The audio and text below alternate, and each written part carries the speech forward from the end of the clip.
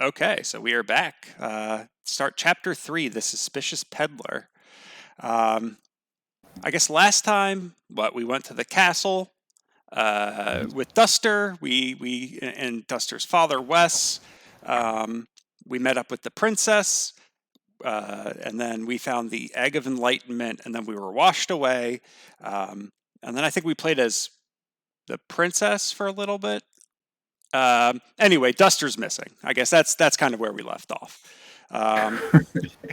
Right? I mean, I don't Yeah. know. Did I miss anything there? Um, No, sorry, I was distracted because I remembered that I wanted to look up her name, and it's Kumatora is like okay. the default name for the princess. It means bear, which I remembered that part, and the Tora part is tiger, apparently. So she's bear tiger. Oh, okay. She's a beast. Yeah. And that also kind of goes, I guess, to the Chimera theme. Um, Mm-hmm. Mm-hmm. more organic than what we've seen in the game. So anyway, so yeah, chapter 3, The Suspicious Peddler. It starts. We are descending into a new in a spaceship-looking thing in the desert. Um, and then some of the pig guys get out of the ship, and so do some monkeys. And yeah, we end up playing as the boy monkey. And not just get out, but like get kicked, forcibly drop kicked out of the little hatch that opens there. It's pretty brutal, this chapter. We were saying earlier, like it's kind of boring. There's not necessarily that much to say about it, and it's more than that. Like it's just mean. It puts you in the position of this very downtrodden, um, very put upon character, the little monkey, and you're constantly being kicked and beaten and zapped with the like electric collar. Yes. It's savage. Um, and not and to add on to that, there's also the threats against, I don't know if it's your girlfriend monkey or just a friend monkey, but Mhm. there's a female monkey there as well, um, Mhm. being used as kind of a threat. If the shock collar and the other abuse isn't enough, and you still try to escape, like we'll get rid of your monkey friend as well. That's right. That's right. And and it's more than that. It's more than that because you have to like act really happy the whole time. You have to dance and clap and um, make everyone merry, and the whole thing is just set up to almost. It's so bad, and this is kind of like we were talking about with that scene early in the game. That's sort of so bad that it must be intentionally bad. I want to say, and that just makes me kind of wonder, like, so what is the game up to here? What are we supposed to take from this? And so there's that kind of um, that element of like the bad caretaker is just ramped way up here. It's worse than Flint. It's worse than Wes because your caretaker, really doesn't care about you at all. Is completely just using you and taking advantage of you. Um, and it's like, what's even the point, right? Like you said, you have to do it. You're sort of forced to, out of love for the girl monkey. Um, and so that's, I guess, for me, like the one bright spot in all this is it seems like we've taken this whole like bad parenting thing to an extreme, and maybe we can be done with it. Like maybe we can just put that piece of this game uh, away and move on because I don't know quite what else to make of this chapter, Yeah, the way it's set up at least. yeah, and I guess just to take a step back, it's the guy Facade. Facade. He's kind Yeah. of it's I don't know. He doesn't have an organ, so I'm not sure if he's like an organ grinder, but it's certainly that type of relationship where he's the handler, and you're the monkey doing the dance when you're told to dance. This is the character that we ran into um, when we were playing as Duster. Um, for a bit. Yeah. So we did see them, in chapter 2. It was chapter, yeah. Anyway, and it's weird because you're playing as the monkey at the beginning. I just went with the default salsa. I don't know if Yep. you, yeah. Um, I'm just going to say the monkey. I think that's better than salsa. Um, but it says, if I recall correctly, when Facade joins your team, quote unquote, it says like you are taken by Facade, um, Yeah. as opposed to like Nope. So I guess that just kind of reiterates the um, master servant type relationship Yeah. between the two. Yeah. Um, to Facade's credit, he hits like a truck. Uh, Oh, it does. Yeah. he's very strong. So yeah, so after we get taken by Facade, we're traversing kind of the desert, um, and we run into some dung beetles. Yeah. We get we look, we explore, we find some bombs. Um, you can trade the dung. Some of the dung beetles drop dung, and you can trade that for experience. I don't know if you grinded anything like that. No, not much. I mean, I thought for a little bit that I had to feed, or not feed, but yeah, farm or whatever you want to say, enough dung to give to that little beetle to Yeah, have something happen, yeah, right? Like, because it seemed like maybe it would give me more and more experience each time. That proved to be not true. So yeah, I felt like it wasn't worth doing, so I didn't do much with it. yeah. I I Oh, sorry. I was just gonna say I like gave dung, and it was like 5 experience to everyone in the party, and then it went up to 10, and I was like, okay, well, I'll Yeah. keep on doing it, and then it went back down to 5, and I was like, all right, I'm done. I'm done. It's like a tease, and it sure seems like that little dung beetle should do something when it gets some dung, right? It should start rolling it like a good dung beetle, but it's such a failure. All it does is like make the little oasis there into stinky, Hmm. putrid water that you can no longer drink. Um, so until you give dung to the beetle, it'll restore your health at that oasis by drinking the water. But after you start giving it dung, it's poisoned, and so Oh, it's I like I didn't realize that it got to the you didn't point know that it that? was like I noticed that it said the oasis it smells like dung, and you still drink it. I didn't realize that if you gave enough dung, um, eventually it would be undrinkable. Oh, I don't know. Maybe I'm misremembering, but it does change the description of the water. And it's like to me that's sort of what Facade does everywhere he goes, right? He brings something sort of commercial or industrial or whatever you want to call it, and that sort of like changes the place and makes it no longer pure. Uh, and his name, I don't know for sure, but it's made to sound like anyway the word facade in English or French, I guess. It's like not what you seem. And so he like puts on a nice face to a lot of people. But with Salsa, he's pretty transparent. Like he's obviously not a nice person. He's working with the pigs, whoever they're you know uh, in service of. He's apparently like some kind of important person within that organization, or at least contracting with them for his own ends. Uh, but yeah, he is strong. He's strong in battle. Yeah, I played last night, and I got to the end, and then I was watching a Let's Play before this just to make sure I remembered everything. And the Hmm. person who was playing just guarded like every time as the monkey, which I thought was very odd. I was like, yeah, that makes sense. I Sure. wasn't doing much damage anyway, um, so guarding would have probably just been the smartest thing to do to make it go quicker. True. True. So He wait. So we go through the desert.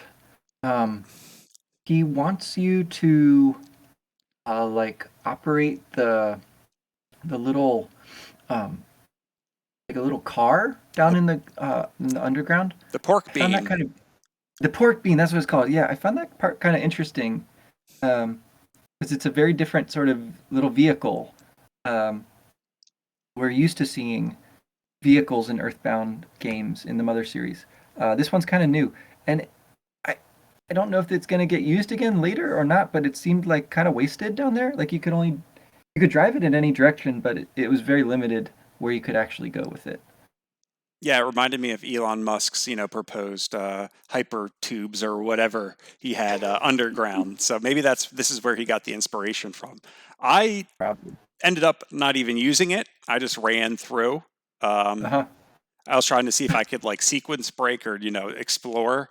Um, but I ended up missing some items that I guess I should have gotten. I was like watching the Let's Play. I'm like, wait, what? Like, I did not get that at all. Um, so you don't need to take the pork bean. You can just run down the tube or the tunnel Yeah. to your destination, and it's very interesting because you know, uh, you do travel through a part that is nature, right? So you're kind of going through a tunnel, and then it's kind of like above ground, and then you go back underground, and it's Yeah. completely sealed off. Yeah. Um, so I don't know why that would be. I guess it's to protect their base, Oh. whoever these pork people are. Um, yeah, I thought that was just kind of interesting that I don't that there was again kind of like a tube that you went through when you were going through the forest. Um, Yeah. Yeah. I don't know if that's because they plan on doing something to nature and they're trying to protect themselves, or just try to like keep from anyone who happened to be there from being able to get in. Um, I doubt that this question will be answered, and I'm probably the only one who's had it. Uh, but we'll see. Maybe this is good foreshadowing down the road. Well, it's weird. I mean, they do sort of wear masks, almost like they're not able to breathe the atmosphere. So, in a weird way, yeah, like maybe they're protecting themselves, um, as much as you know, keeping their uh, lines of communication open or whatever it is that the tube is for. Uh, and yeah, the fact that you are sort of like chauffeuring Facade around, um, it's it's a weird dynamic, and people start pointing this out a little bit later once you get to the village. The fact that you are sort of like in charge, right, as the monkey, he follows you everywhere, and people talk to you, and they're like, "Oh, like I don't know why I'm talking to you. I should be talking to the guy behind you." Um, it's just I don't know. It's kind of dumb. It definitely is also playing on. We should mention this, like the part in Earthbound where you are um, bringing Jeff to rescue everybody from Threed, and Jeff has the bubble monkey with him, right? And Hmm. so the monkeys fall on you, and you need the monkey at certain places to chew some gum and summon Tessie or like fly up and drop a rope for you. And it's very endearing in that game, and there's definitely not this like weird power dynamic going on. But here it takes that and it just twists it in a really unpleasant way. I should also mention, I think I heard or read somewhere we were talking about like why is it ape? What is Itoi's thing with monkeys? Apparently, that is a reference to 2001: A Space Odyssey, where there's the like famous scene with the early hominids or like Yeah, pre-human ancestor apes that like yeah, are fighting, and then there's the obelisk, and they realize they can use weapons, and it's like evolution starts or whatever. It's so there's like that is apparently in the background. Itoi's fascination with that film and I guess that particular moment inspired the ape name. So there's that. I don't interesting. know. Huh. Yeah. Okay, I did not know that. Yeah, and I guess there's even more of a parallel with Jeff and Threed, because in there you come up through a cemetery, um, and Mm, that's exactly where you and Facade come out in Tesmili. I guess one thing I forgot to mention, or I don't know if this happened yet, but he does at some point. Facade does mention, we're going to go to Tesmili. It's like an uncivilized um, town. Um, yeah. so I think that was kind of a question maybe we had where, so I guess this idyllic type world is kind of reserved strictly for Tasmania. There are other parts of the world that are quote unquote more civilized. Um, Yeah. Yeah. seems to me that Tasmania was perfectly civilized. Everyone was very civil with each other. I Flint was the first person who's like ever gone to jail there. Right. Um, and that was only spurred on by the death of his wife and the fact that his kids were kids missing. It doesn't matter. Um, No, they were there, but they were, you know, in a bad way. They were under a blanket by the fire. but I, They yeah, suffered. but I guess, Facade, he seems to be trying to infiltrate this society. Um, so I guess to the outside, from a capitalist standpoint, yeah, I guess it is uncivilized, given that they don't even have a concept of money yet. Um, Right. but Right. but Yeah. So is it explicitly said here that he's the one who gives the money, or is that still like a little ambiguous? uh, I think he did give the money. He bought the pigs from Butch. Oh, that's right. And I think they said definitively that it's Facade. Gun to my head, I wouldn't say like definitely, but I'm 99% sure that it was All right. Facade because he So was buying pigs. he's been there laying the groundwork. Yeah, has a thing for pigs. Uh, and now that the monkey's along, it's like step two of his plan, maybe, where they are bringing happiness to people through their happy boxes, uh, which apparently are just TV sets, right? Like monitors. Um, Are they? but that was my impression because like when you deliver it and you talk to them later, they're like, "Oh, it has like these pretty colors and lights and stuff." Huh. So that's what I took it to be, Yeah. um, like a TV that you maybe can't really like change the channel on. So maybe it's more like a kind of a weird propaganda thing, or some sort of mind control, or who knows what they're going to end up doing. But it seems to be a play on the way that people just watch TV. Yeah. Well, I And think I think it's interesting, how we got to that point, right? So, we go with Facade. We go to the inn. Um, no one there understands what money is. You try to pay. It's like, how much will it be for me to stay in this room? And they're yeah, like, you don't, what do you mean? Like, there is no charge. And he goes, well, here's some money anyway. And the woman says, okay, well, maybe I can use that as a doorstop or something like that. Um, right, and so you go into the room. Of course, there's a frog there because there's a frog everywhere. Um, yeah, and Facade, he lays across the bed. You have to sleep on the floor. Um, that's uh, right. and then you're awoken in the middle of the night, and you overhear him talking, and he's clearly talking to the masked people, the pig mask people, about Yeah. like storming the castle. So we do get Oh, confirmation that they're kind of behind that. But now that I'm off on that tangent, yeah. So the next day you're doing this kind of like performance of dance where you have to hit the directional pad in whatever way Facade is directing, and if you right, don't, you get shocked. But he Facade kind of starts planting the seeds of despair, right? He's saying, oh, look at what's happening in nature. Everything's run amok. You had this fire. These storms are going to be coming, blah, blah, blah. Like, don't you want happiness? And some of the people just walk away. But right, then four of them raise their hands, and you go and you get their names, and you have to do this stupid quest. Um, right.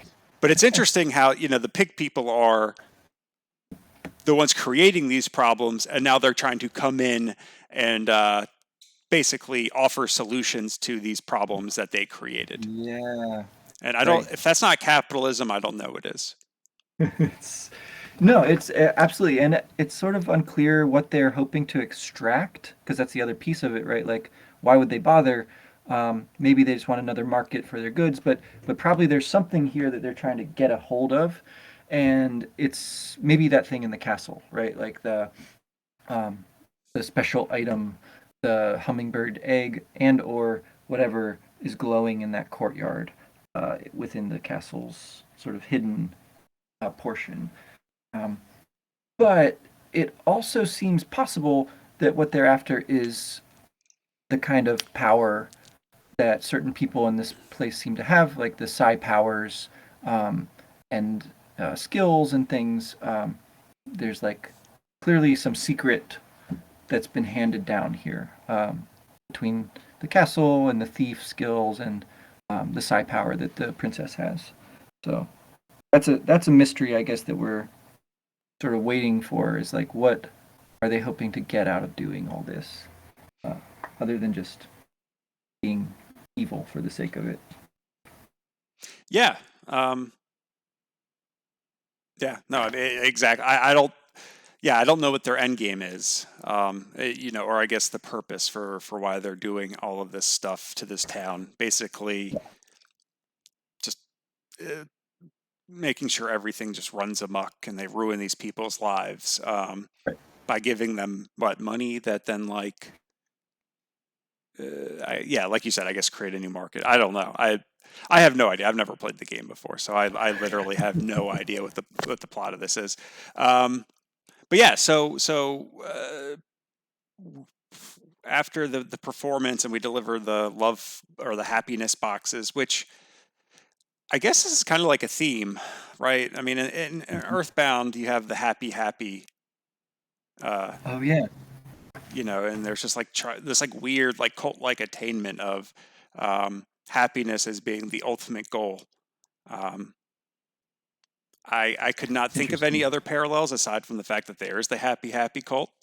Um, but it does seem like uh, money is going to be considered, be the root of all evil in this. Mm-hmm. Um, it's going to sow the seeds of just kind of, I guess, conflict, right? And that's a theme uh, that was very prevalent in Earthbound as well, right? You have Pokey's dad who's talking about, oh, your dad owes me a ton of money, and he was striving to become as like wealthy and as powerful as possible. And then I Monotoli that he bought the statue. Um, Right. Right. so The lot so of money statue. yeah, so this is clearly in a toy's wheelhouse in terms of uh, issues that he wants to explore, or I guess like point out is evil or the Yeah, no, potential. or at least hypocritical, like, because I think it also is what video games do, right? Like, it's interesting that it specifically is technology that's like coming into people's homes, supposed to bring them happiness. Like, I think that's again like a weird kind of self-referential thing. Itoi, he is a copywriter. He's a writer of slogans. He's a salesman essentially. And then he makes this game that's like wildly popular, right? And it's like bringing joy to people. But I think he always has this kind of notion that it's an inferior form of art and it's ultimately just a commercial product. And he's just like a successful salesman. Like he's found something that people will buy. And I think he's kind of pointing that out here. Um, I don't know that he is as brutal as Facade, right? Like he's not um, violent in that way or anything like that. But it's a way of critiquing his own practices, basically. And I think it's also interesting. I brought this up last time or the time before with like the racial element in this game. Um, it's highlighted here again. It's like Facade is from a different place. He's like cast as essentially a Middle Eastern person. And he's different from everyone else. He's other, right? In a pretty obvious way. And the monkey's name is Salsa, and that's like a Spanish word, basically. It's a food and a dance, and it's like the sort of thing that people who don't know a lot about Spanish cultures or Latin cultures still know about salsa, right? And so there's like this gesturing towards other parts of the world. Um, it's interesting. It's like what we as Americans know about other places is pretty limited, um, but we can like recognize that much. And I think the same would go for a Japanese audience, right? Like they would at least tune in, like, oh, this is somebody who's from another place. Um, so I guess there's maybe a point being made there about not just capitalism, but a particular kind that's like global and um, is basically uh, it's technological in a way that it earlier was sort of industrial, right? And I guess we'll see what happens with that. Um, I like being able to play video games. Like I'll say, like I don't have a problem with things that make getting goods and services easier. Um, but it does definitely bring conflict with it. There's all kinds of issues. that arise in its wake. So there's some heavy stuff coming up in this game. Uh, yeah, yeah. That's a. I hadn't thought about it that way, but that's interesting. I think as you know, I'll be looking at as we continue our playthrough through that lens. Yeah, well, yeah, yeah. Just had to put me to shame with your analysis there. Uh, I guess Oh, I guess I'll get back to my point. Yeah, we'll talk. So yeah, so you go to the castle. Uh, you're looking for the egg. Uh, the other pig mask people keep on making comments about the dirty guy who is coming through, referring to Duster. Um, yeah, and then you have to yeah, go to the basement where you do your own little dance yes. to open up the guy from the Legend of the Hidden Temple. Right. Uh, and then, yeah, I don't, it's when interesting because in this game there's so many, and I just don't know if they're game cliches at this point or if they're supposed to be references. But yeah, you get to a certain point, you pull a lever, and the dam breaks, or the water flows through, Hmm, hmm. and you can see it's the Egg of Enlightenment, right? I I forget what it's called. I thought it was called hummingbird egg, but it would make sense if it was, um, yeah, connected with the apple of enlightenment type thing. Yeah. Anyway, so we get yeah, right. I guess I'll double check that before we start talking about the next chapter. But anyway, so um, they all kind of wash away. You got Duster, Wes, Hmm, Bear, Tiger, and the egg, hmm, hmm. and so you go chasing after them. And then in the village square, you get to see the point. I, th- I forget exactly what they were talking about, um, but the princess and Wes are there, and you bump into them, and then the monkey and the princess end up having like a moment. Oh, that's right. Yeah, they like resonate with each other. And the plan, right? I guess was for Sod to get the egg of enlightenment. Um, Clearly, he failed. So then you go back to the inn, you sleep there, and then you get busted out by the princess.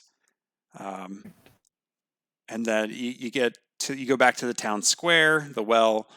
She takes off the collar, and then you get to basically very triumphantly jump on it. Right. Uh, Awesome. yeah, so I don't think that I couldn't find any hidden meaning or themes in that kind of action. I think it was just to progress the story. I don't know. Yeah, well, there is something weird about nobody really remarking on the monkey's collar up to that point. Nobody realizing that Facade is, a bad person. Um, Obviously, not everyone buys the boxes, so that's something.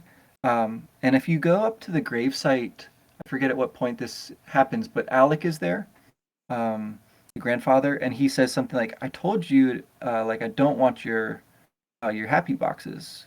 Now get away." Like so, he shows some emotion there that we haven't really seen from him before. He's like at the gravestone, um, and it's um, pretty clear that he wants no part of these people. But yeah, it's like Kumatora and Wes who finally do something about Assad, and rescuing the monkey is the first step. But then it's kind of like a chase sequence, right? Like we're just running away um, because they're going to capture us. There's tanks, and they're sort of like closing in on us, and it's a dead end. And I think it's again like at this point we've seen these same settings reused a number of times, like in quick succession. I think we're all sort of feeling like, is there a way out of this little corner of this game? And it's provided by the Dragos again. So they get brought in by little, which one is he? Lucas?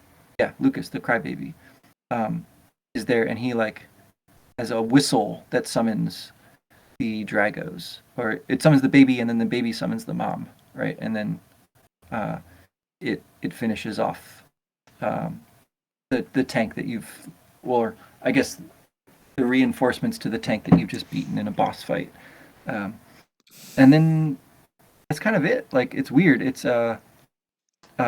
brings Lucas back into the story, but he doesn't directly do anything, right? He sort of is just this well, he's like a good version of Facade, right? He's got like an animal companion that's helping. So weird. Yeah. It has turned into like a full scale invasion at this point. Yeah. Like you said, there's just way too many. They're not way too many. There's just tanks everywhere. Looks like the pig mask people are going to begin kind of their hostile takeover, or at least do find the egg by any means necessary. Um, and yeah, that tank fight was rough, man. I don't know um, if you I thought it didn't was. have trouble with it. No, I didn't. I don't know what was. I did not have any particular difficulty with that or with any of the fights in this part. I'm not sure why. I guess you're just I probably did. better at video gaming than I am. I just rolled up enough dung, you know, early on. Well, Wes plays such a uh, like so much RNG. Um, Oh yeah. Oh because yeah. if he does a couple of his like master thief maneuvers, that's a couple extra hundred. But if he's like too worried about uh, the princess, you'll lose a turn. So a lot of your Hmm. DPS, a lot of your damage can be is very highly variable. I guess is what I'm trying to say. But yeah, it's interesting because I feel like this chapter ends rather abruptly, right? It Um, does. okay, fine. We thwarted like a couple of the pig mask people, um, but based on what we saw, there were a ton elsewhere, and it seemed like they had enough troops that they could easily take like one Drago and the baby and these other people. Um, they were able to even like turn one of them into a chimera. So it's Yeah. not like these are some kind of invincible type machines. A trump card. I was like, oh, okay, you got the Drago on your side. Uh, we better retreat now. Um, but yeah, so Lucas comes in, and then so that's the end of the chapter. I don't know how this works because after you do the chapter, the frog is like, "Do you want to save your game?" And it's like, "Yeah, sure." Um, but then it keeps on playing the next chapter. So I don't know. I guess the reason I'm saying that this ends very abruptly is that the next chapter takes place 3 years in the future, Right. right? Right. So we have no idea how this invasion uh, ended up working out or what happened to it. We just kind of jump ahead 3 years, uh, to the town, um, It's which, super weird. yeah, Yeah, because it's been so densely packed up to this point. Like everything is happening in quick succession or even like on top of one another, right? We're doing stuff with one character that's affecting the other characters. And then it's just going to give us this gap. And it still hasn't explained like what happened to Klaus, who we last saw like, KO'd back in the mountains, and where Lucas has been. The last chapter sort of set that up as like, okay, so now we're going to play as Lucas, right? Like in chapter 3. uh, But then you instead get this totally different perspective, which is interesting and all, but it's definitely a bit of a letdown if you're thinking, okay, now I'm finally going to get to see like what's going on with these twins. right. Um, and so I guess that maybe in chapter 4 we'll pick up with the main character, the ostensible like main character of this game, who's the kid. But I don't know. I guess we'll see. And yeah, the fact that it skips 3 years is super weird. It's almost like a restart to the whole game. It's like this whole thing has been a prelude. Yeah. Uh, well put. Because it's not like this is something that happened in the other games. I mean, there was time travel in Earthbound, uh, but that Mm-hmm. was for they were going back in time, and I guess ultimately they had to go forward in time. Mm-hmm. Um, but yeah, it's very jarring to jump ahead. Um, Spoiler alert: you at least start off playing as Lucas at the beginning of chapter 4. Okay, Um, finally. Whew. I didn't get very far. I got to like the first frog after the chapter because again, I don't know how the saving works uh, Hmm. and all that stuff. So I'm always like afraid I'm not going to save and turn it off.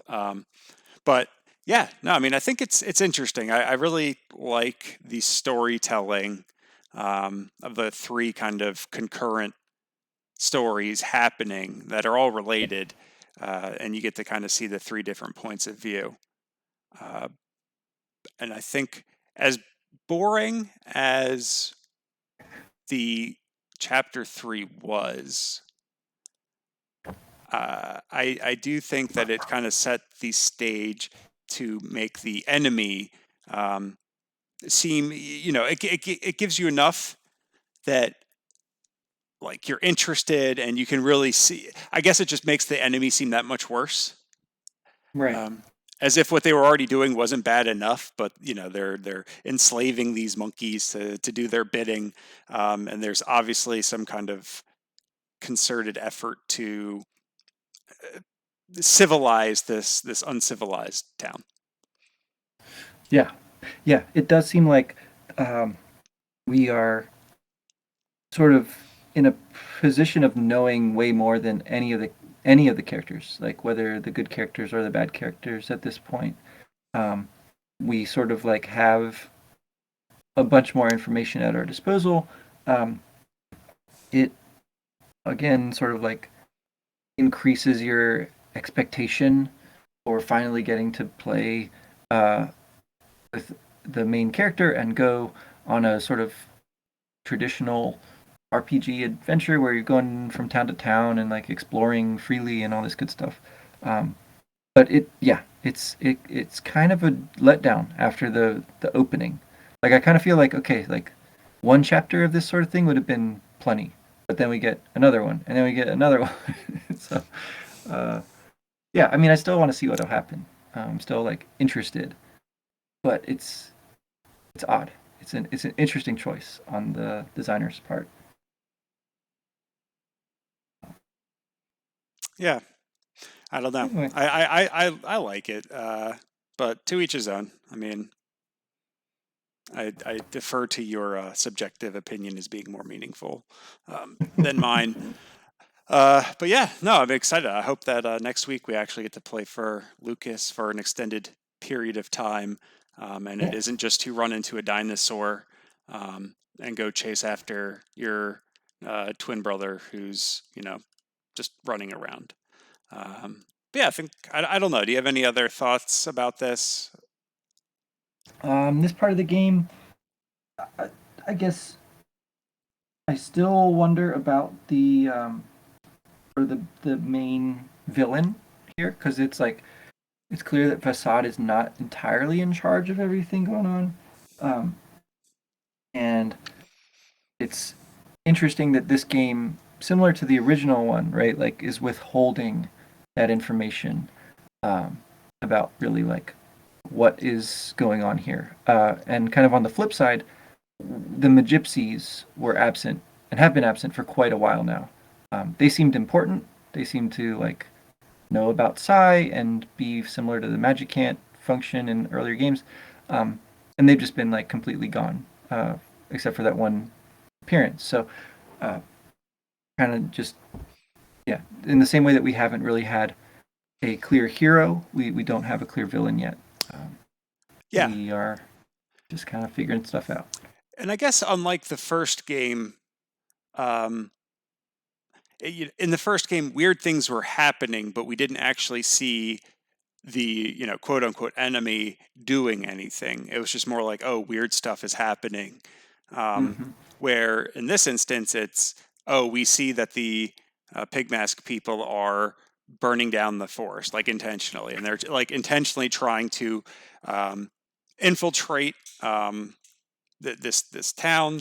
They're actively trying to alter the local is fauna. Mm-hmm. Uh, Mm-hmm. I always get like whatever flora. Yeah, I guess it's fauna Yeah.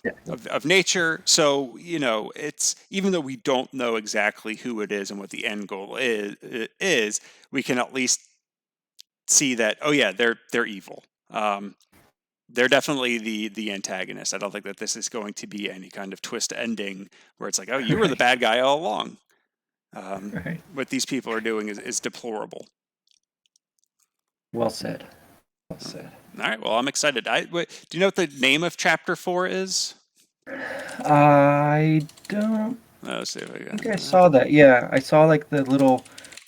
There's like little narration that happens at the end of the chapter, but then I didn't get as far as seeing the next chapter's title. I don't recall. It is Club Titty Boo. Oh, of course, it's called Titty Boo. Of course. Yeah. Why not? All right. There's the Well, gypsy. Yeah. yeah, that's a good point. Okay. All right. Well, yeah. I guess we'll talk about chapter 4 next week. Right on. All right.